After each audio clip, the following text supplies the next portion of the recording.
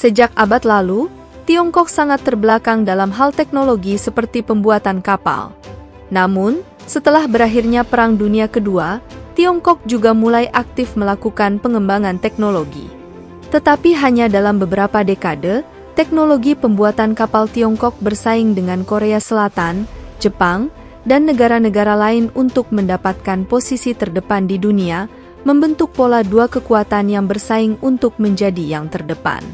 Beberapa ahli bahkan memperkirakan bahwa Tiongkok dapat mendominasi industri pembuatan kapal dunia pada tahun 2024. Namun, hal yang mengejutkan terjadi baru-baru ini. Korea Selatan memesan 22 kapal pengangkut besar dari Tiongkok dengan nilai total sekitar 45 triliun rupiah. Perubahan tersebut telah menimbulkan beberapa diskusi dan beberapa orang bahkan berpikir bahwa ini adalah kerugian industri pembuatan kapal Korea Selatan terhadap Tiongkok. Jadi mengapa Korea Selatan memesan kapal pengangkut dari Tiongkok? Bagaimana industri pembuatan kapal Tiongkok berkembang? Jika Anda menyukai video kami, silakan klik untuk berlangganan agar Anda tidak ketinggalan video terbaru kami. Sekarang, mari kita masuk ke topik hari ini. Pada tahun 1980, industri pembuatan kapal Korea Selatan mulai menunjukkan momentum perkembangan yang kuat. Pada tahun 2000, mereka telah berhasil melampaui Jepang dan menjadi negara terdepan dalam industri pembuatan kapal dunia. Selama periode ini, Korea Selatan mendominasi pasar pembuatan kapal dunia dengan teknologi baja dan pengelasan yang canggih yang memonopoli teknologi ini selama 20 tahun. Selama periode ini, hampir tidak ada negara yang dapat melampaui teknologi Korea dan menggoyahkan posisi terdepan mereka. Namun seiring dengan semakin berkembangnya industri pembuatan kapal, banyak negara mulai menyadari nilai penting industri pembuatan kapal, dan Tiongkok adalah salah satunya. Namun ketika Tiongkok bergabung dengan industri pembuatan kapal, semuanya berubah secara dramatis. Industri pembuatan kapal Tiongkok dimulai sekitar tahun 1949, ketika industri tersebut jauh tertinggal dari kekuatan pembuatan kapal lain, seperti Korea Selatan dan Jepang.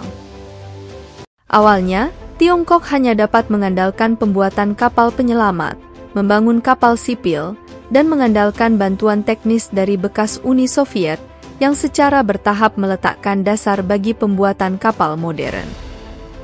Di bawah blokade teknologi eksternal, Tiongkok tidak bisa membangun sistem industri pembuatan kapal yang lengkap hingga tahun 1978. Namun saat itu, beberapa pakar Jepang berkomentar bahwa tingkat pembuatan kapal Tiongkok setidaknya 25 tahun tertinggal dari dunia, dan tidak ada yang akan membeli kapal sampah buatan Tiongkok. Menghadapi ejekan Jepang dan Korea Selatan, Tiongkok tidak menyerah atau frustrasi, tetapi terus melakukan pengembangan teknologinya sendiri. Baru pada tahun 1995, produksi pembuatan kapal Tiongkok melampaui Jerman untuk pertama kalinya. Namun, dibandingkan dengan Korea Selatan dan Jepang, dua kekuatan pembuatan kapal, produksi pembuatan kapal Tiongkok hanya dapat menempati peringkat ketiga. Karena Korea Selatan dan Jepang dapat membangun kapal LNG khusus untuk transportasi gas alam yang sangat populer saat itu. Pada saat yang sama, Korea Selatan dan Jepang menguasai teknologi inti di bidang ini, dan Tiongkok belum menguasai teknologi ini, sehingga mereka tidak dapat membangun kapal LNG yang patut dibanggakan. Baru pada tahun 2008, Tiongkok berhasil membangun kapal LNG pertamanya, yang secara resmi mematahkan monopoli Korea Selatan, Jepang, dan negara-negara lain di bidang ini. Perkembangan industri galangan kapal Tiongkok mencapai titik tertinggi pada tahun 2008. Saat itu volume penyelesaian galangan kapal Tiongkok mencapai 30 juta ton bobot mati, menguasai 30,7% pangsa pasar dunia, sementara Jepang dan Korea Selatan masing-masing menguasai 27,5% dan 33,6%. Yang lebih mencengangkan, Total pesanan baru Tiongkok tahun itu mencapai 60,55 juta ton, menguasai 38,3% pangsa pasar global, jauh melampaui Jepang yang hanya 11,5% dan mendekati Korea Selatan yang hanya 44,1%. Data ini menunjukkan bahwa pada tahun 2008, industri galangan kapal Tiongkok telah melampaui Jepang dalam ketiga indikator dunia, kedua setelah Korea Selatan, dan telah menjadi kekuatan penting dalam industri galangan kapal dunia. Memasuki tahun 2009, kinerja Tiongkok bahkan lebih luar biasa, dengan jumlah pesanan kapal yang melampaui Korea Selatan untuk pertama kalinya, menduduki peringkat pertama di dunia, dan membentuk pola baru Tiongkok, Korea Selatan dan Jepang yang berdiri sejajar. Namun yang menarik sekarang adalah perusahaan Korea Selatan juga telah memesan 22 kapal pengangkut besar dari Tiongkok. Apa yang terjadi? Pada bulan Desember 2023, perusahaan Korea Selatan membuat keputusan yang tidak terduga. Di pameran maritim internasional Tiongkok, mereka memesan kapal ke Tiongkok, sebuah langkah yang mengejutkan banyak pengamat industri.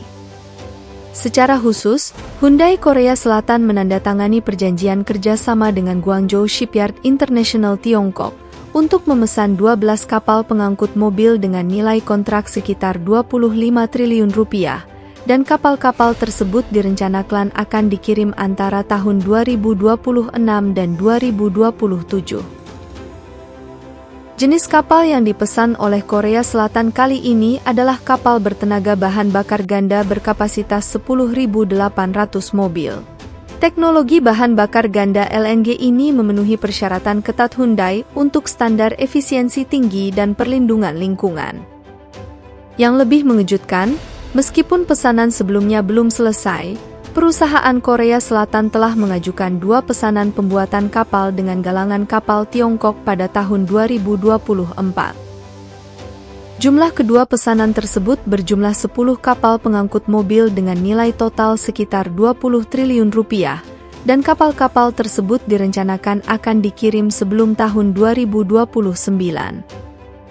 Rangkaian keputusan ini telah menarik perhatian dan kejutan yang luas secara internasional, karena mereka tahu bahwa Korea Selatan pernah menjadi negara pembuat kapal terkuat di dunia, dengan teknologi dan kekuatan yang tidak lebih buruk dari Tiongkok, dan bahkan sebelumnya Tiongkok yang dipandang sebelah mata. Jadi mengapa Korea Selatan memesan kapal pengangkut besar dari Tiongkok? Faktanya, industri galangan kapal pernah menjadi salah satu pilar penting ekonomi Korea, terutama pada tahun 2018, ketika Korea Selatan menyumbang 90% dari pesanan kapal tanker besar dunia, hampir memonopoli pasar. Namun sejak 2018, industri galangan kapal Korea telah jatuh ke dalam krisis yang belum pernah terjadi sebelumnya, dengan penurunan tajam dalam pesanan, kerugian besar, PHK dan bahkan menghadapi risiko kebangkrutan dan restrukturisasi. Karena kenaikan harga biji besi yang merupakan bahan baku utama untuk pelat baja yang dibutuhkan untuk membangun kapal, kenaikan harganya secara langsung telah menekan margin keuntungan galangan kapal. Kenaikan biaya ini telah memicu konflik dalam rantai pasokan. Secara khusus, beberapa produsen baja Korea yang pernah mendukung industri galangan kapal dengan harga istimewa, merasa bahwa mereka telah membuat konsesi selama bertahun-tahun. Karena harga biji besi dunia terus meningkat, akibatnya, galangan kapal mulai mengalami kehilangan karyawan dalam jumlah besar, yang semakin memperburuk industri pembuatan kapal Korea. Menurut data tahun 2018, jumlah karyawan di industri pembuatan kapal Korea mencapai sekitar 230.000 orang, tetapi sekarang jumlah ini telah turun menjadi sekitar 85.000 pekerja. Pengurangan sumber daya manusia telah menyebabkan banyak pesanan tidak dapat selesai pada waktunya, yang mengakibatkan penumpukan pesanan. Situasi ini telah memaksa negara-negara di seluruh dunia untuk mempertimbangkan kembali, apakah akan terus bekerja sama dengan galangan kapal Korea. Pada tahun 2023, industri pembuatan kapal dunia telah mengalami perubahan yang menarik perhatian, Di antaranya adalah penurunan besar industri galangan kapal Korea Selatan. Dalam 3 tahun terakhir, perusahaan galangan kapal Tiongkok telah menduduki peringkat pertama dunia dalam hal volume pesanan. Dan data dari 5 bulan pertama tahun 2024 menunjukkan bahwa dari total 40 pesanan kapal baru untuk kapal bertenaga LNG telah diselesaikan, di mana Tiongkok secara eksklusif telah mengambil 35 kapal, sementara Korea Selatan dan Jerman masing-masing hanya menerima pesanan 3 dan 2 kapal. Data ini sepenuhnya membuktikan bahwa industri galangan kapal Tiongkok telah berubah dari yang ketinggalan menjadi yang terdepan dan telah menjadi negara dengan galangan kapal yang benar-benar hebat. Dibandingkan dengan Korea Selatan, kami juga menemukan bahwa industri galangan kapal Tiongkok memiliki keunggulan dalam banyak aspek. Tiongkok saat ini memiliki pasar tenaga kerja terbesar di dunia, yang memberi mereka keunggulan yang tak tertandingi dalam pengendalian biaya.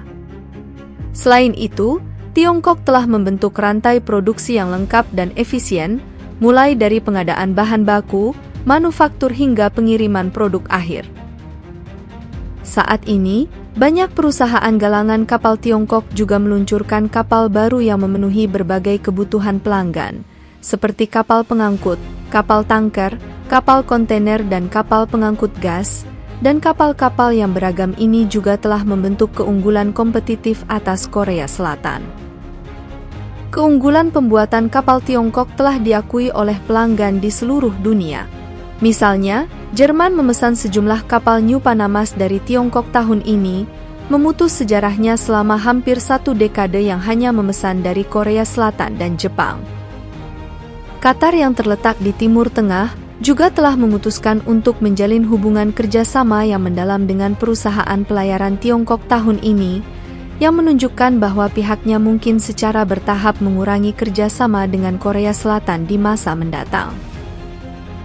Ini cukup untuk menunjukkan bahwa industri pembuatan kapal Tiongkok semakin kuat dan telah disambut oleh negara-negara lain. Dalam konteks ini, merupakan pilihan yang bijaksana bagi perusahaan Korea untuk memilih bekerja sama dengan Tiongkok. Beberapa profesional saat ini menganalisis bahwa Tiongkok dapat mendominasi industri pembuatan kapal dunia pada tahun 2024. Prediksi ini didasarkan pada perkembangan pesat Tiongkok dalam industri pembuatan kapal dan optimalisasi berkelanjutan manajemen produksi. Tiongkok dapat memperoleh keuntungan dari produksi berbiaya murah melalui efisiensi staf serta sumber daya yang besar, membuat kapal buatan Tiongkok lebih kompetitif dalam hal harga.